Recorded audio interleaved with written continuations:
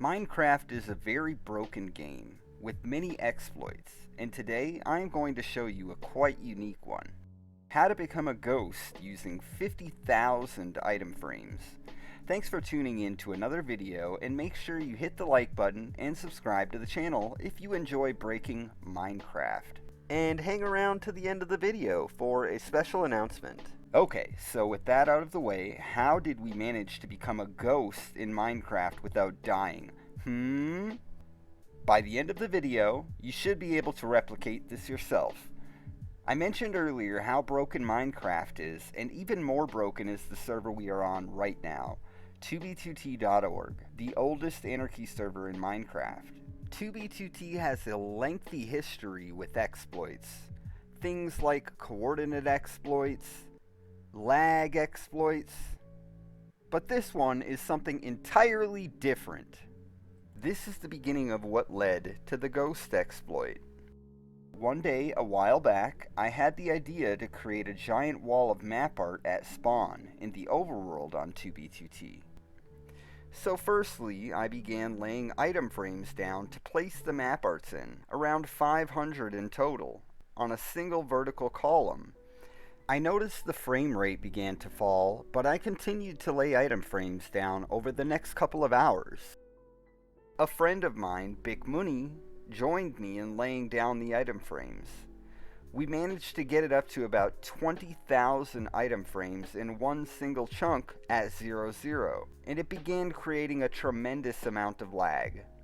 Big Money then came up with the idea to use ender chests instead of obsidian. Ender chests are not quite one full block high or wide, so this allows item frames to fit in between them. So you could then put 4 item frames on each block instead of just 2, nearly doubling the amount of item frames you could fit in one chunk. We worked through the night, getting the amount of item frames in one single chunk to around 32,000. It was soon after this that I received a weird message from someone, asking how I got on the nether roof. I was in the overworld laying down item frames, not in the nether. I asked them what they were talking about. They told me that they had seen me on top of the bedrock roof floating in the nether, and they wanted to know how. I wrote it off as someone just being weird. Then later that night, a friend of mine, Supa, messaged me and asked me, how? I replied, what? They asked the same question of how I got on the nether roof.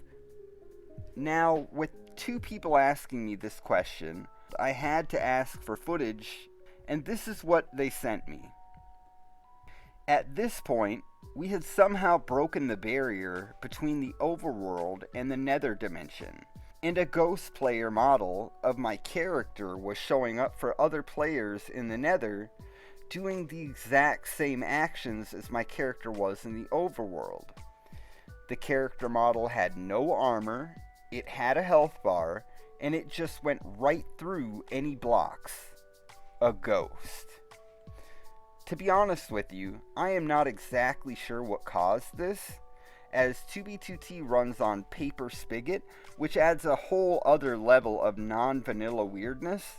I do have a theory though. It seems like if the entity count in a chunk goes over the integer limit of roughly 32,000, any leftover entities in the chunk, like players, may show up in other dimensions at the same coordinates.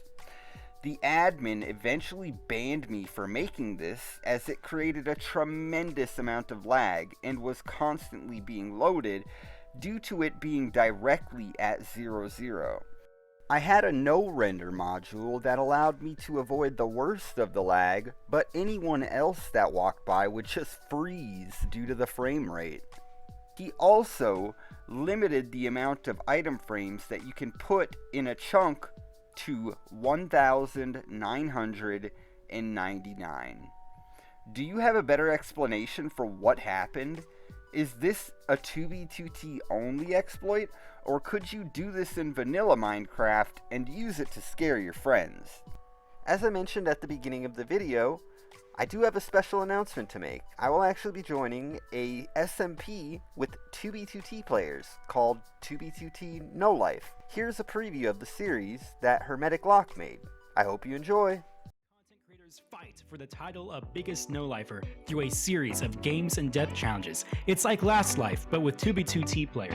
The rules of the game are simple. Everyone gets 3 lives and must work together to acquire resources and secure a base. But on a player's last life, all alliances are cut off and they must kill, steal, and grief to make sure they don't lose. Think of it as Minecraft hardcore, but with 3 lives. Oh. And it all takes place in 2B2T spawn, except we've also loaded 1.18 chunks underneath it and set a world border of 1,000 blocks.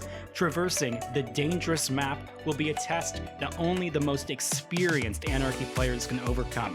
Most people can't even escape spawn without dying. We'll have to live here. Each creator will have a different perspective leading up to the final showdown, so make sure to tune into them all so you don't miss a single beat. Special thanks to Turbin and Orson for getting the server plugins running, and to Bezo Passon for bringing us all together. This is 2B2T No Life. Don't forget to hit that subscribe button and leave a comment below to let me know if you have any idea what happened here. I will be trying to upload a bit more regularly, so keep an eye out. Thanks for watching.